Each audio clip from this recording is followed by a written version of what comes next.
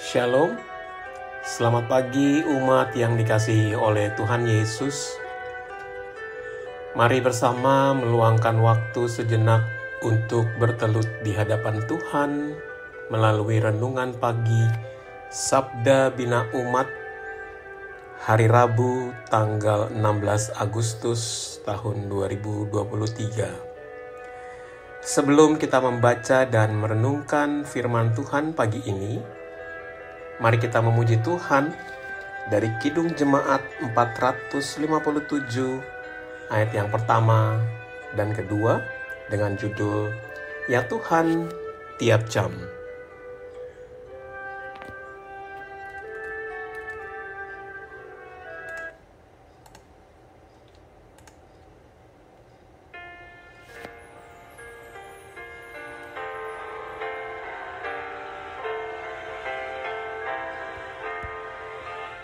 Ya Tuhan, tiap jam ku memerlukan-Mu.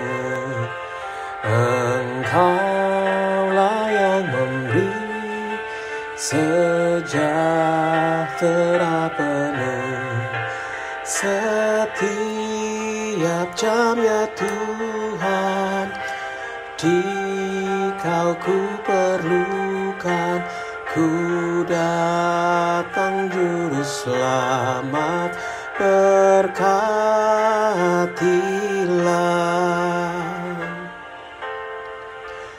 Ya Tuhan, tiap jam dampingi hamba-Mu.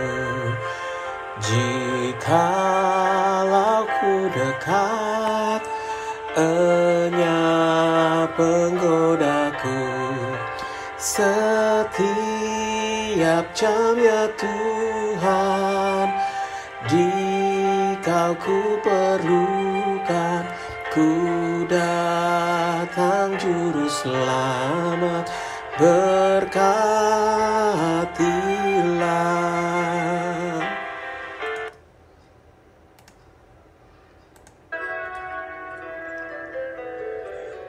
Mari kita bersatu di dalam doa. Pimpin kami dengan Roh Kudus Tuhan, sehingga kami mengerti akan renungan pagi yang kami baca hari ini. Bersabdalah ya Tuhan, sebab kami siap untuk membaca dan merenungkan firman-Mu Bapa. Amin. Pembacaan Alkitab pada pagi hari ini terambil dari Filipi pasal yang kedua, ayatnya yang kelima hingga ayatnya yang ketujuh yang menyatakan, Hendaklah kamu dalam hidupmu bersama menaruh pikiran dan perasaan yang terdapat juga dalam Kristus Yesus, yang walaupun dalam rupa Allah tidak menganggap kesetaraan dengan Allah itu sebagai milik yang harus dipertahankan, melainkan telah mengosongkan dirinya sendiri dan mengambil rupa seorang hamba dan menjadi sama dengan manusia. Demikian pembacaan Alkitab. Tema renungan pagi ini adalah bukan kehendak Allah. Tanggal 16 Agustus 1945 pagi, para pemuda yang berunding dengan Bung Karno dan Bung Hatta berusaha untuk memproklamasikan kemerdekaan Indonesia sendiri. Hal ini terjadi karena sehari sebelumnya mereka sudah mendengar pidato penghentian Perang Kaisar Jepang. Dalam diskusi malam harinya, mereka mendesak kedua tokoh proklamator itu untuk memproklamasikan kemerdekaan Indonesia karena Indonesia dinilai berada dalam tahap kekosongan kekuasaan. Kedua tokoh proklamator menerima mereka sebagai kawan diskusi yang setara untuk menentukan masa depan bangsa Indonesia. Bung Karno menyadari bahwa persiapan kemerdekaan Indonesia telah disiapkan oleh Badan Penyelidik Usaha-Usaha Persiapan Kemerdekaan Indonesia atau BPUPKI dan diserahkan kepada Panitia Persiapan Kemerdekaan Indonesia atau PPKI untuk melaksanakan proklamasi kemerdekaan Indonesia. Karena itu Bung Karno berkeberatan kalau harus melakukannya di luar kesepakatan itu. Para pemuda itu gagal memproklamasikan kemerdekaan karena keadaan di sekitar lapangan Ikada, tempat mereka hendak memproklamasikan kemerdekaan, dikawal ketat oleh tentara Jepang. Paulus mengingatkan jemaat di Filipi bahwa Yesus yang memiliki kesetaraan dengan Allah tidak menggunakan kesetaraan itu semena-mena dan sesukanya sendiri. Tetapi dalam kesetiaannya kepada Allah, Yesus merendahkan diri sedemikian rupa sehingga dia ditinggikan Allah. Kesetiaan Yesus demikian penting sehingga karya Allah bagi manusia bisa berlangsung dengan sempurna. Kalau saja para pemuda berhasil memproklamasikan kemerdekaan itu karena merasa diri mereka sudah setara dengan kedua tokoh proklamator dan dilibatkan dalam percakapan, maka ceritanya akan lain. Proklamasi kemerdekaan dengan demikian akan dianggap sebagai hasil karya para pemuda. Akibatnya, mereka akan merasa dirinya pahlawan. Namun mereka gagal, karena memang kemerdekaan satu bangsa seperti Indonesia itu sangat penting bagi Tuhan. Umat yang terkasih, mari kita kembali memuji Tuhan dari Kidung Jemaat 457 ayatnya yang ketiga. Ya Tuhan tiap jam.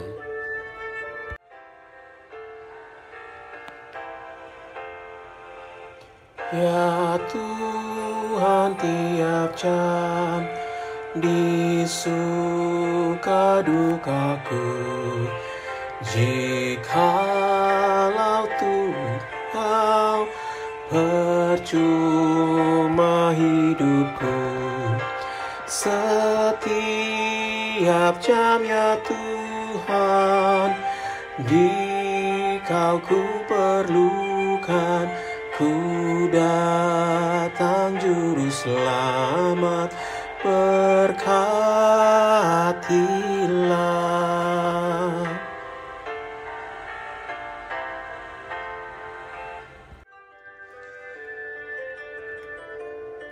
Mari kita bersatu di dalam doa. Tuhan, terima kasih untuk renungan yang kami baca pagi hari ini. Ampuni kami Tuhan, karena merasa begitu penting, sehingga kami mengabaikan kuasa Tuhan. Pagi hari ini kami ingin mendoakan untuk jemaat GPIB Oceana, keluarga Bapak Ferianto Dun, keluarga Ibu Marcelia Sorayawati Mena, keluarga saudara Ondi Orias Falo. Tuhan, Engkau memberkati ketiga keluarga ini dalam pergumulan kehidupan mereka. Tuhan mendengar setiap doa yang mereka naikkan, dan Tuhan pasti akan menjawab seturut dengan kehendak dan waktu Tuhan. Berikanlah mereka kekuatan dan kesehatan, sehingga mereka dimampukan Tuhan untuk dapat melakukan segala aktivitas mereka di setiap hari. Kami juga berdoa untuk Pelkat Persekutuan Lanjut Usia. Tuhan berkati mereka di dalam kehidupan hari tua mereka.